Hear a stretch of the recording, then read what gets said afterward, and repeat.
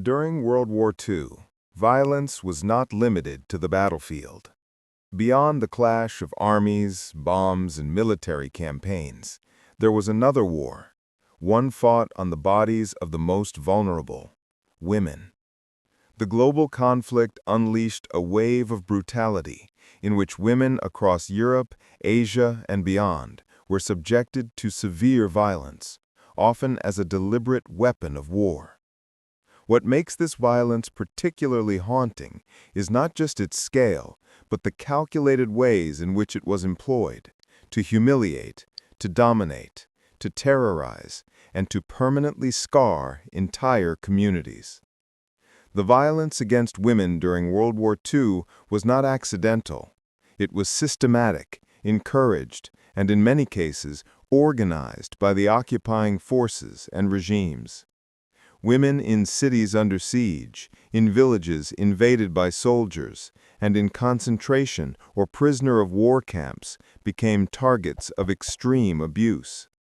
The experiences of these women revealed the hidden dimension of the war, a dimension that was not about tanks and guns, but about control, dehumanization, and the stripping away of dignity. In Nazi-occupied Europe, women in concentration camps were particularly vulnerable. They were beaten, starved, and subjected to horrifying punishments designed not only to enforce compliance, but also to break the human spirit. The violence was both physical and psychological, often carried out in front of others, amplifying the atmosphere of terror. Camp guards and officials understood the power of public punishment. They used women's suffering as an example, as a deterrent to silence the smallest act of defiance or humanity.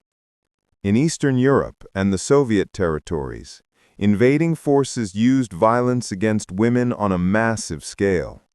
Rape and sexual violence were not isolated crimes, but part of a deliberate strategy to humiliate entire populations.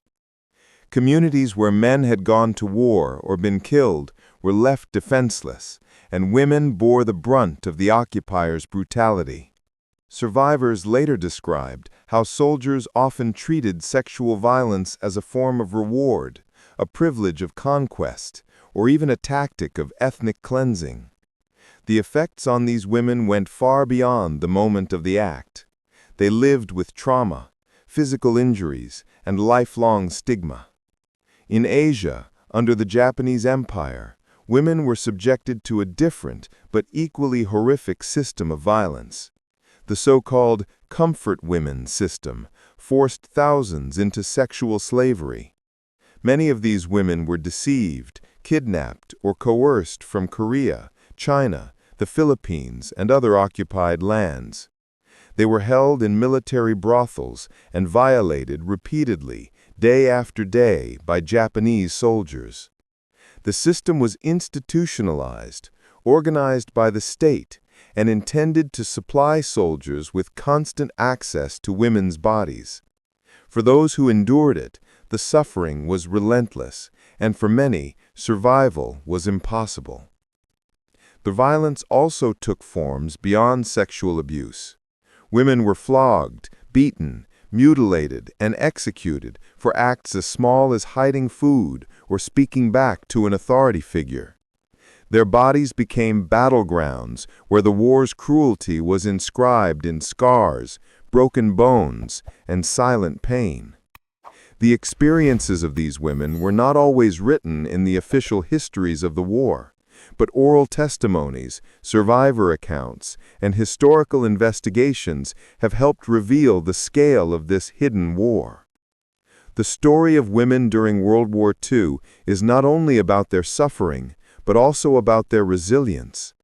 Even in the face of extreme violence, many resisted, smuggling food, hiding prisoners, or refusing to give up their humanity.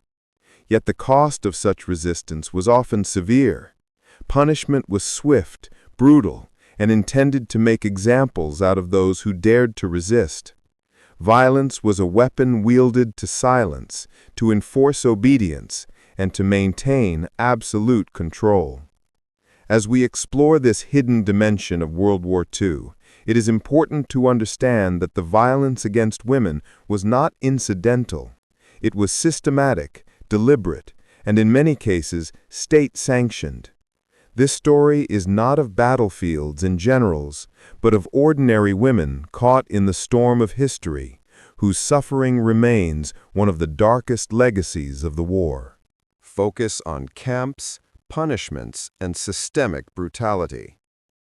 Inside Nazi concentration camps, women endured an environment designed to erase every trace of their humanity.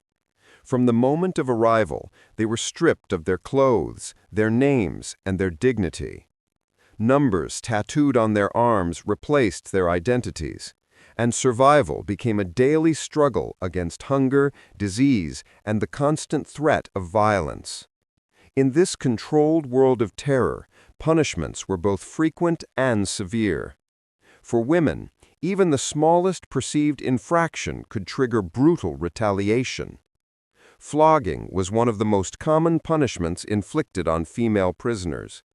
Carried out with whips, sticks, or leather straps, flogging was never just a physical act, it was a performance of cruelty, often conducted in full view of other prisoners. Women were forced to lie across benches or posts, restrained by guards, as lashes were delivered with calculated precision. Each strike tore skin and muscle, leaving deep welts and wounds that often became infected in the unsanitary camp conditions. Prisoners were required to count aloud as they were beaten. If a woman lost count from pain or fainted, the punishment would begin again. This ritualized brutality left survivors with scars that were both physical and psychological. At Ravensbrück, the largest concentration camp for women, flogging was routine. Women recalled being beaten for acts as small as taking a second portion of bread, whispering to a fellow inmate, or failing to meet impossible labor demands. Some survivors remembered the screams of women being flogged echoing through the camp, a chilling soundtrack to daily life. The purpose was clear: punish one to terrify hundreds. Fear became a weapon more powerful than barbed wire or rifles, ensuring control through sheer terror. Beyond flogging, women endured forced standing punishments, kneeling for hours on sharp gravel, or being suspended by their arms in painful stress positions. These methods were designed not only to cause immediate suffering, but also to break the body over time. Arms dislocated, knees torn and bleeding, spines permanently damaged, these injuries lingered long after the war ended. The systematic use of such punishments showed that cruelty was not incidental, but institutional. Sexual violence within the camps added another layer of horror. Though often silenced in post-war testimonies, research has revealed that guards and officials exploited women's vulnerability. Some were assaulted during inspections, others during labor details. At times, sexual violence was used as a reward for prisoners forced into positions of authority, known as capos. In other cases, women were coerced into relationships with guards in exchange for food or protection, a grim choice between survival and degradation. For many, there was no choice at all. The violence was simply forced upon them. Medical experiments brought yet another form of violence. At Ravensbrück, women were subjected to gruesome procedures under the guise of scientific research. Doctors deliberately infected wounds with bacteria, tested new drugs, or performed bone and muscle transplants. The women chosen for these experiments, often young and healthy, were referred to as rabbits. They were mutilated, crippled, and left with permanent disabilities. These experiments were carried out without consent and with complete disregard for human suffering, highlighting the extreme devaluation of women's lives under Nazi ideology. Pregnant women in camps faced unimaginable torment. Many were forced into abortions, performed brutally and without medical care. Others who gave birth saw their infants taken away, often killed immediately, either drowned, starved, or thrown into pits. Mothers were beaten for trying to protect their children. In some camps, newborns were used in experiments or denied food, their short lives ending in misery. For women, motherhood, which in any other context could be a source of strength, was turned into another avenue of despair and punishment. Public executions were another means of enforcing terror. Women accused of resistance, sabotage, or aiding fellow prisoners were hanged or shot in front of others. The ritual of execution was intended to stamp out hope and remind inmates of their complete helplessness. At Auschwitz and other camps, women were sometimes forced to sing as their companions were executed, a final act of humiliation that seared itself into memory. These collective punishments crushed the spirit, leaving survivors haunted long after liberation. The daily reality of camp life was a cycle of humiliation, pain, and fear. Food rations were so meager that starvation became another form of violence, slowly destroying bodies already weakened by labor and punishment. Diseases swept through the barracks, untreated, claiming thousands of lives. Women who tried to hold on to scraps of dignity by sharing bread, whispering prayers, or holding hands, risked brutal retaliation. Yet these small acts of humanity persisted, showing the resilience that cruelty could not completely erase. Inside the camps, violence against women was not an accident of war. It was deliberate, methodical, and endlessly repeated.